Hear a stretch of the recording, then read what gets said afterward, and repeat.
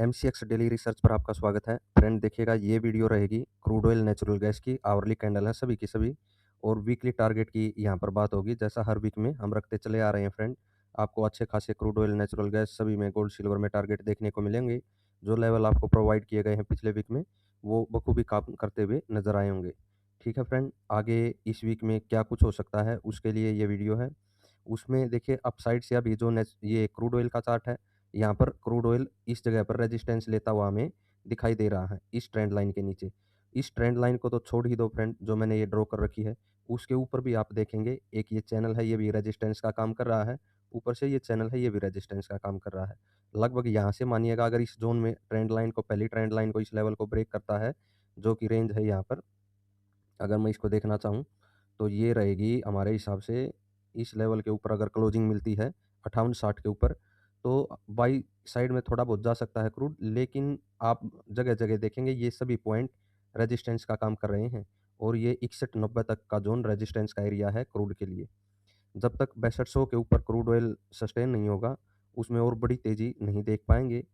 उसके नीचे जब तक है, ये मान के चलना है 61-30 के करीब से यहाँ से गिरा था, और अब भी ये डाउन साइड का ही पैटर्न बनाए हुए हैं। अगर बाई साइड में चलता है तो आपको पता चल गया, 6200 तक हमें इस तरह से ये जोन दिखाई दे रहे हैं।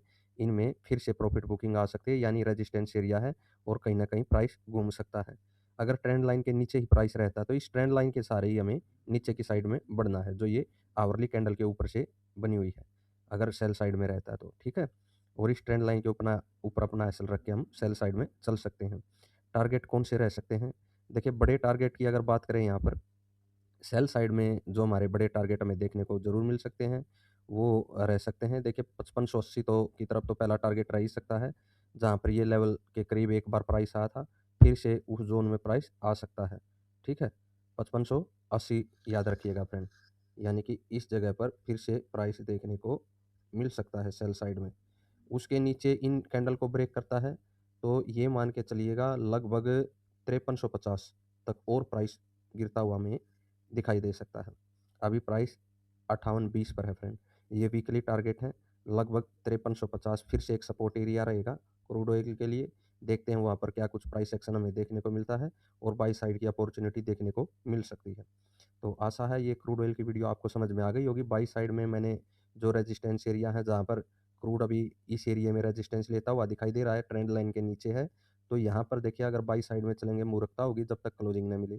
क्लोजिंग अप साइड में मिलती है तो मैंने बोला इनकी तरफ, जैसे 5980 की तरफ, फिर अगला हो गया 6030 की तरफ, उससे ऊपर पॉइंट है 6120 की तरफ। ये इस तरह से हमें टारगेट देखने को बाई साइड में मिल सकते हैं।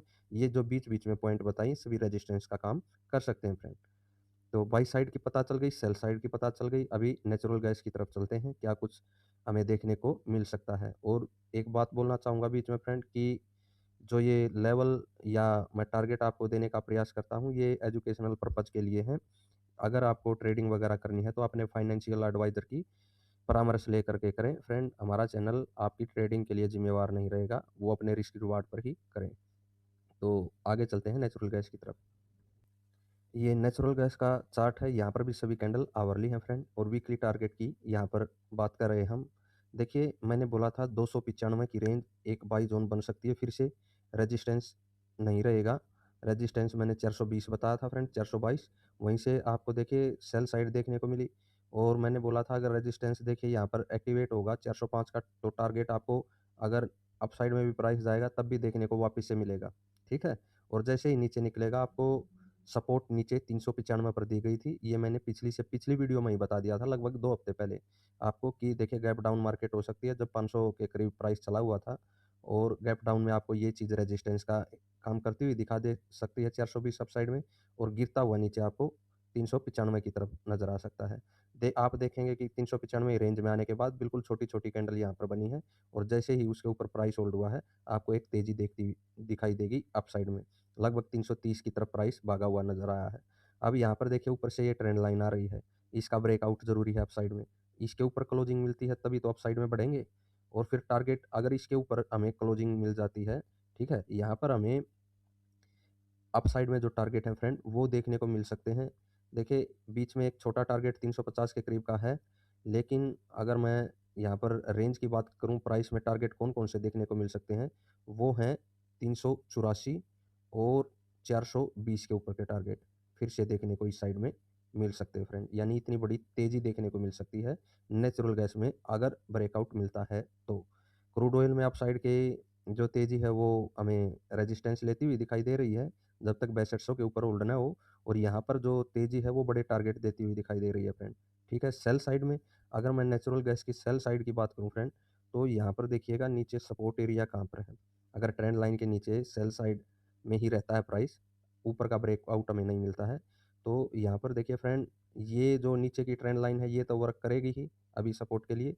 जैसे ही नीचे की साइड में इस तरह से चले प्राइस, नीचे यहाँ पर सपोर्ट एरिया है फ्रेंड 260-55 के करीब, यानी 250 के ऊपर एक सपोर्ट एरिया है, ये मैंने आपको बता रखा है। यहाँ से हमें फिर से नेचुरल गैस में तेज़ी देखने को मिल सकती है, अगर गिरावट होती है तब की बात है फ्रेंड।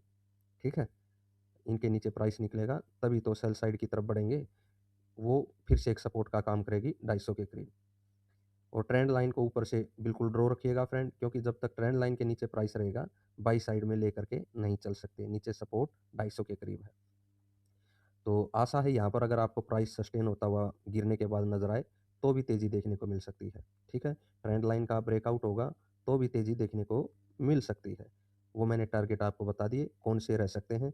अगर 250 के करीब आता है प्राइस, फिर तेज़ी देखने को मिले, फिर फ्रेंड देखिए 290-95 पहला टारगेट रह सकता है इस ट्रेंड लाइन की तरफ। अगर फिर से ब्रेकआउट होगा, तो बड़े टारगेट की तरफ बढ़ सकते हैं। आशा है वीडियो आप सभी को पसंद आएगी। चैनल को लाइक और सब्सक्राइब कीजिएगा फ्रेंड।